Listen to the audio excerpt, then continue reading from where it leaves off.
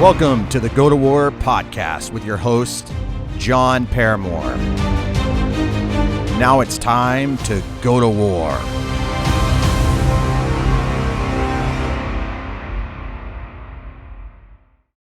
Hey everybody, welcome to the Go to War podcast. Let's call this the Christmas edition.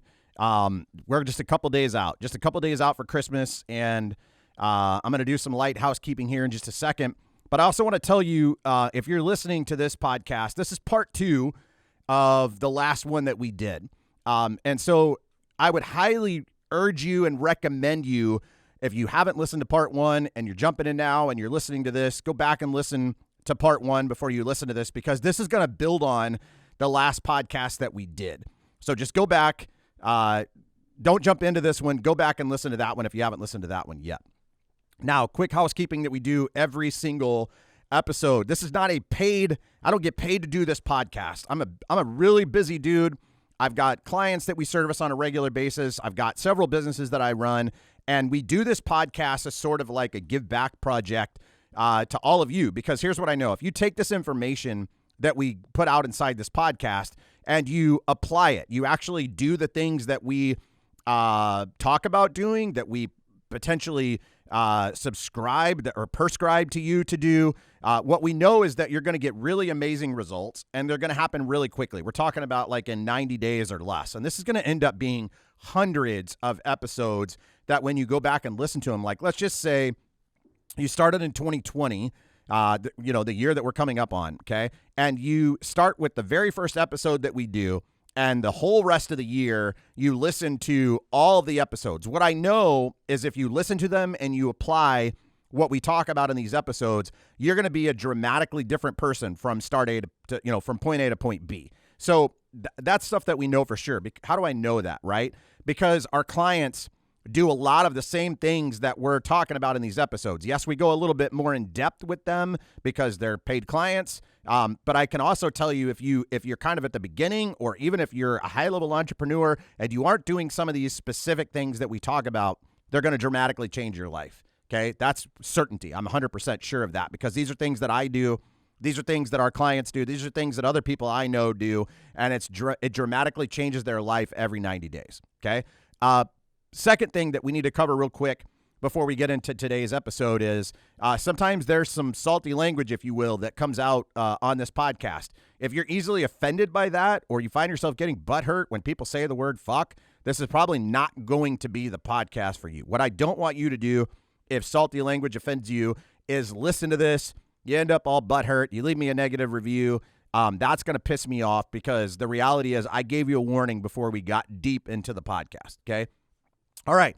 So all that stuff being said, let me give you like a quick recap of the last podcast, and then we're gonna really go fast today in this podcast. Okay.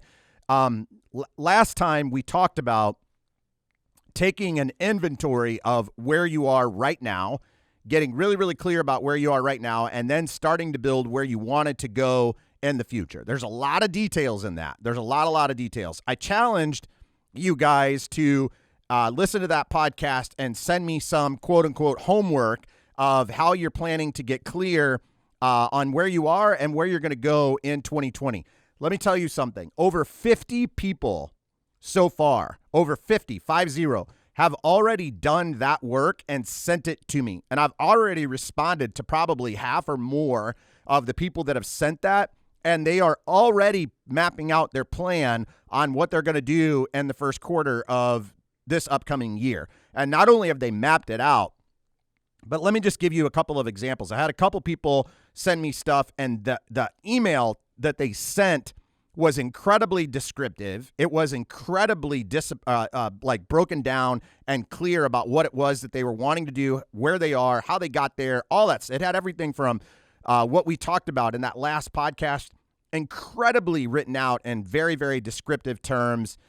People were talking about their relationships with their wife or spouse or kids or whatever the case may be, businesses, health, fitness, you name it. They put it inside of that, okay? And the information that I'm sending back to them is not like some pat on the ass and, hey man, good job for doing this. It's also very descriptive and broke down. And it's got very big, dramatic, very, very detailed things of what they need to do to sharpen these up so that essentially they're going to go into the new year with a broken down step-by-step action plan of what they need to do every single day in the first 90 days to dramatically change their life. Okay. And so for those of you that are listening to this and you listened to the last podcast and you're saying to yourself, shit, I didn't do that. Please just take a minute, before you listen to this and go back and recap and do that work so that you have that stuff and we can layer it into this week, this podcast, so that it makes sense to you. Because if you're there's nothing that makes me more agitated than seeing somebody gather a bunch of information, spend their time that they could be doing something else on. They gather all the details and info and they don't do anything with it. They're just like information gatherers, but they literally apply none of it at any point in time. And that's incredibly frustrating to me because number one, you're taking time away from your wife, your kids, your spouse, your whatever, your life as a whole, and you're gathering all this data and information, but you're not doing shit with it. So it's not going to help you at all if that's the case. Like you're just one of those people, like you go and buy 27 books and you read like 4 chapters out of them, but you never really get anything because you think that you figured shit out before you actually ever get there. And that's incredibly frustrating to me. So I'm being honest and sincere when I tell you, if you haven't done the homework from the last podcast and you're listening to this now, go back and do that. Okay. That's step number one. So for those of you who listened to the last podcast and you're here now and you've done the work and whatever the case may be, let's talk about layering in the second part to that, okay? So we talked about getting you really, really clear about how you got to where you are. We talked about getting you really, really clear about thinking about what you want. We talked about getting you really, really clear about why you want those things, right? And when I'm talking about the why, I'm talking about it's got to get down to the soul level to the point where it's like you almost become emotional when you think about why you got to make changes. You think about like your relationship with your spouse and you think about why it's important that you change the way things are right now or why it's important that you level up the way things are right now. You think about yourself and the relationship that you have with yourself and your spirituality and all that stuff. And you almost get emotional when you think about the purpose or reason why you have to change and things got to become different or whatever the case may be. You think about your health and your fitness, same thing applies. You think about your business, same thing applies, right?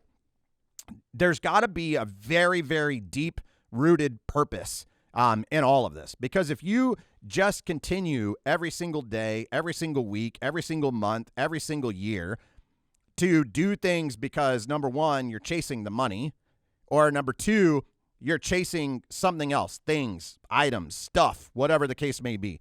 And there's no bigger purpose than that. What happens is when you acquire the money or you acquire the thing, it's going to feel empty.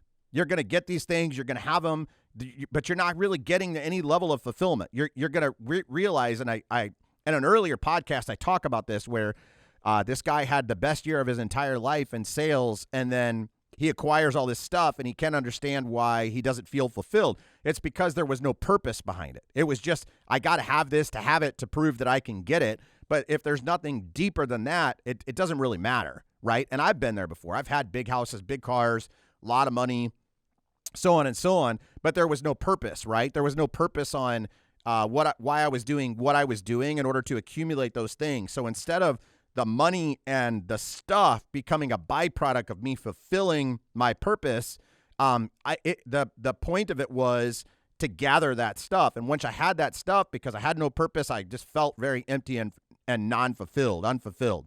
So in asking yourself why it's important that you make these changes, you got to be so deeply rooted to a purpose that it almost makes you emotional, right? And so if you look at, I'll give you an example, because I know some of you guys are probably asking, well, tell me what that looks like. What does that look like? Okay. I'll give you an example. So the company that we're building right now, my main company that I'm building right now is a company called Smash. For those of you who don't know, I'm sure most of you know, right? The whole purpose behind what we are building, it's not the money is important so that we can continue to grow the company, but it's not the sole factor behind what we're doing, right? I could have a much smaller organization. It could just be me and like one or two other people, and I could make much more money than what I'm making right now.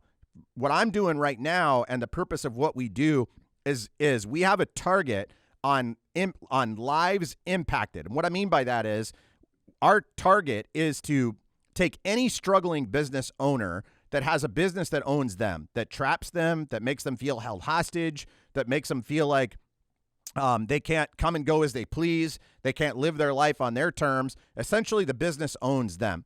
My whole impact and purpose of doing what we do is to take 1,000 business owners. This is our first target. 1,000 business owners and completely reverse that cycle for them.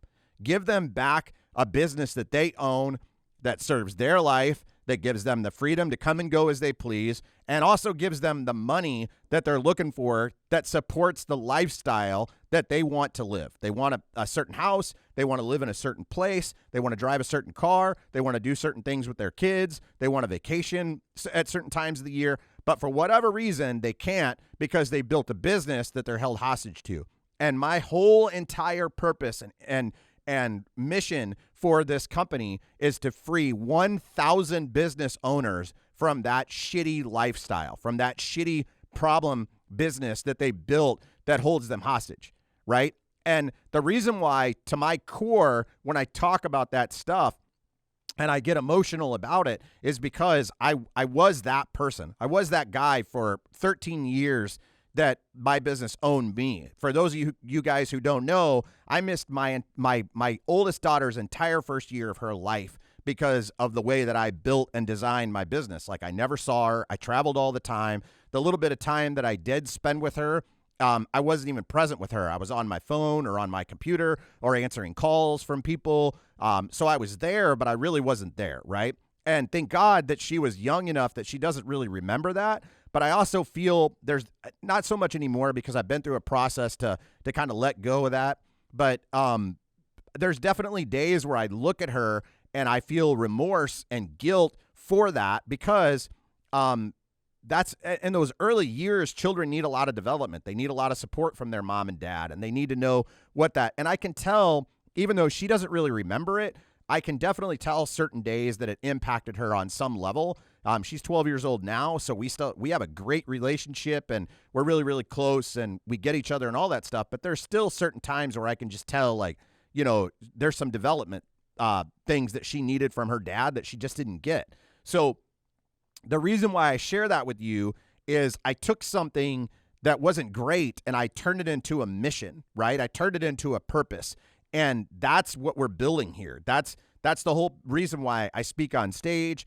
It's the whole reason why we put out certain content. It's the whole reason why I'm doing things like this podcast, so that I can free people from that, so that they don't have to go through that same shit that I did, right? So whatever you're building, I don't care what it is, the business that you're building, the life that it's got to have that purpose to it, right? It's got to be bigger than you. It's got to be bigger than just, you know what I'm doing? I'm actually doing this specific business because I like doing it and I like money. Like, that's not enough, right? For some people, they think it's enough, but the problem is they wake up every day and they just don't feel fulfilled. The alarm clock goes off and they're like, fuck this day. And they hit snooze and they don't want to have anything to do with it. It's because they don't feel fulfilled. They're just lost in their purpose, okay?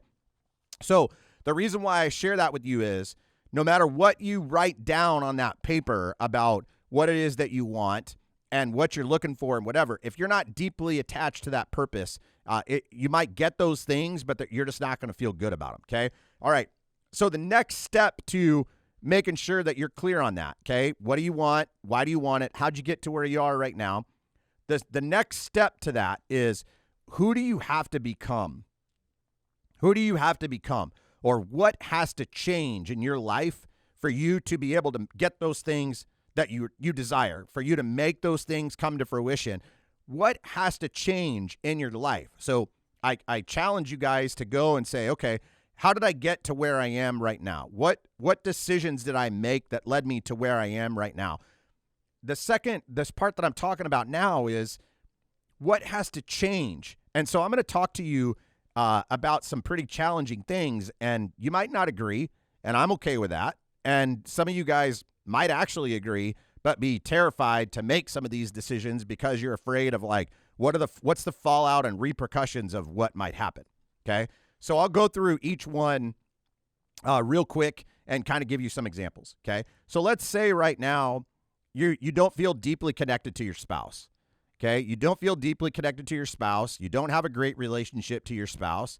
You guys are fighting all the time, or you're distant from one another. You're not on the same page at all, whatever the case may be. Okay. I talked about this a little bit before in a podcast before, but I'll give you a recap. You have to be willing to go to war on a consistent basis with your spouse. Okay. And I'm not talking about fight, argue, be an asshole, whatever the case may be. I'm talking about if you feel disconnected and you feel like you're not getting what you need and that other person isn't getting what they need, so you guys are just kind of avoiding each other on some level, shit doesn't get better with avoidance. It gets worse. And the go-to-war stuff that I'm talking about is confrontation, okay? So there's a lot of people in this world, and I see it all the time, where one person or the other, when it comes to confrontation, is a gigantic pussy. Like, they don't want to have anything to do with confrontation. Nothing. They don't want to argue. They don't want to fight. They don't want to go to somebody and tell them that they disagree with what they feel or how they see things or whatever. So the problem is they roam through life sedating with alcohol, food, pornography, whatever, and they don't get what they want. They don't get anything close to what they want. They just basically take who they are and what they need, and they compartmentalize that shit and try to cram it down inside. And what ends up happening is their spouse and their kids and their coworkers and their people at work get this watered down version of who they really are, because it's almost like they just gave up on who they wanted to be or what they want, and they sold out because they're being afraid of confrontation. So here's the difference. Okay. In my house, as an example, and I know other people that live by the same philosophy and type of environment. Okay. In my house, when my wife and I disagree about something, we have a conversation about it. And most of the time it starts out not fun, right? It starts out where it can be pretty heated. Everybody wants to discuss how they feel about it. Everybody tries to, my wife and I are notorious for, at the beginning, racing to see who can be the biggest victim by dropping, old shit or whatever in the conversation that doesn't really belong there. And we get really, really clear. That stuff usually only happens for a little while. And then we circle back to the structure that we agreed on, which is us just getting clear about, hey, what do you want? Like, what do we want out of this? What are we looking for here? Right.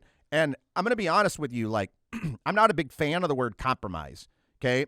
Because I think compromise to me means that somebody loses. Okay. You can't create a win-win in a compromise unless there's like, one person agrees to something and the other person agrees to something, and both sides are compromising something. Okay. That's the only way for me that compromise works. But if it's just one person compromising for the happiness of someone else, my friends, that's called selling out. Okay. That's not called compromising. Compromise is a fun word in that situation that people sprinkle on selling out to try to make it better. Okay. I never want you guys to sell out. Let me give you some structure and compromise, okay?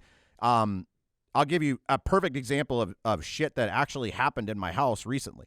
There's a couple of areas in my house that are, for lack of a better term, a bit unorganized, okay?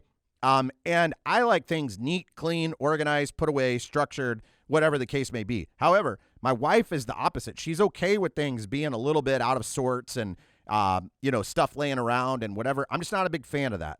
Okay. So there were several months that I dropped hints to her. Like, how can we take this room and get it organized? How can we take these things and get them organized? How can we take certain situations or things and get them organized? And she just wasn't having it. She was just like, I like it the way it is. So after about, I would say realistically, 6 months of having this back and forth banter, I finally just decided to go to war with her over it, right? Because I'm like, I'm not feeling good about this situation walking into my office at the house and there's shit all over the place. And she's feeling okay about it, but I'm the one that mostly has to work in there, and I don't like it. So let me just give you a little bit of structure, and this isn't everything in your life, right? I went to her with permission first. Hey, are you willing to have a conversation about this? Yes, I'm willing to have a conversation about this, okay? And then I just basically told her, anytime I walk into an environment that's cluttered, that doesn't have structure to it, some type of organization, whatever, it creates a little bit of anxiety in me, and makes me just really want to take everything on the counter or the desk or whatever and dump it all into a black trash bag and get rid of it all, right? And she expressed, that's my fear. If I let you go clean this up or organize it, you're going to throw a lot of things away, and you don't know of those things that are sitting there, what matters to me and what doesn't matter to me, right? Which I can respect. So what I said to her was, I said, okay, so what if we set a certain time frame for you to go and get all the things out of that office that matter to you? I'm not talking about you putting them in some type of organized something or another. For all I give a shit, you could put them in a box. I don't care. But I'm going to give you, like, what would it look like if I were to give you a week or two to just go through all the stuff that's in there and pull out all the stuff that you need, that you want to hold on to. And then after you're done, I'll go in and just take that project on and organize it for me. And she didn't like it at first because she struggles sometimes with feeling inadequate around things like that. But we agreed to it. We both came to terms and agreed to it. So that's what I'm talking about, right? That's your spouse. How many other things do you have right now that are keeping you from connecting deeply with your spouse that might feel, in the reality, in the grand scheme of things, we're not going to end a marriage over an office being disorganized, right? But it definitely does put a wedge between us, because the point of it is somebody desires something and the other person doesn't desire the same thing. So, and a lot of times in marriages, what can happen is the person who doesn't desire it can naysay it, can just be like, dude, you just need to get over that shit. But the reality is, somebody that desires a specific thing isn't going to just get over that shit. It's going to continue to eat away at them, and they're going to build a resentment, and then it's going to create distance and problems and so on, right? So that's the go to war for me. What that means is confrontation. Let's have a conversation about it. Let's remove this stigma around these particular things so we can be deeper connected, so we can feel like we're on the same team instead of like you versus me, okay? When it comes to your spirituality and investing in yourself, that kind of thing, what are you not doing, okay? What are you avoiding? What are you avoiding to get to that next level? Same thing. What are you going to have to go to war with in yourself to get yourself to that next level? When it comes to your health and fitness, okay, what are you avoiding? What's going to have to change? What are you going to have to give up? What are you going to have to give up for a period of time and then be able to go back to? There's a group of us in this office. I've already done it. It's this thing called 75 Hard. January 6th, we're starting another round of it, and there's 5 people in this office going to partake in it. And one of the people in this office in particularly is, we already know, because the second that we brought this up, we start having conversations around it, that all these excuses start coming out. And I'm like, dude, this is great, because this is exactly what's going to happen. It's going to solve all these demons that you're struggling with around fitness. So there's already somebody that's going to have some issues with it. And it's great, because I'm like, that's you getting to go to war with yourself to improve your health and fitness for your family, based on how you work, for your mental clarity, so on and so on. Okay. And then inside your work, what's going to have to change inside your work? If you do, let me just give you some examples. If you do $1 million a year and you want to do $5 million a year in revenue, what's going to have to change? If you're doing 5 million, want to do 10, what's going to have to change? And I'll tell you, this is a big struggle for a lot of people, because what if it means that half of your team has to go? What if it means that you have to sit down for a period of time and actually put together some processes? What if it means that everything in the organization has to change? What if it means a different identity has to happen? And the problem is, most of you get so damn comfortable with your current version of what is that you're not willing to change for what is to come. And that's where you get stuck, and that's where the problem develops. Okay? So this, just like those of you who did the work in the first podcast, I want you guys to do the work in the second podcast. And this go back and look at what you wrote from the homework in the first podcast and ask yourself, all right, in every single area that I wrote these things out, who do I have to become, or what has to change in order for the results that I desire to happen? That's the question that you have to answer in every single section. Who do I have to become, or what has to change for the results that I desire to actually come to fruition? And I'm not talking about in a year. I'm not talking about in 2 years. I'm talking about, what if you could take all that stuff that you wrote down on that sheet and have those things come to fruition in the first 90 days of the year? I mean, what makes it not possible? What makes it possible, right? And some of you guys at this point might be going, holy shit, like, I'm going to do all this in the first 90 days? It's possible. It's just, what has to change? Is it your mindset about your work ethic? I mean, there's a million different scenarios and possibilities we could work through. That's a question that you have to answer. So just like you did before, those of you that went through this work, those of you that are listening to it now that are going to go back and do the work in the first podcast, when you have that done, send that to me. Send that to my email, jon@thesmashco.com. Send that to my email, and I will go through it, and I will help you refine it, and I will send it back to you. Okay? Some of you guys are going to get a badass Christmas gift for Christmas. You guys are going to get this present for Christmas. This work that you're doing right now is the gift. And some of you are going to listen to this stuff, and you're just going to naysay it and shit can it and never do it. And that's fine with me. It's your life. I don't give a fuck either way. But I know the guys that actually do the work are going to get something incredible, some kind of gift that you might not even see based on the stuff that you wrote down within the first 90 days. I know that. I know it because it happens all the time. Okay? All right. So we appreciate you guys listening to the podcast with us today.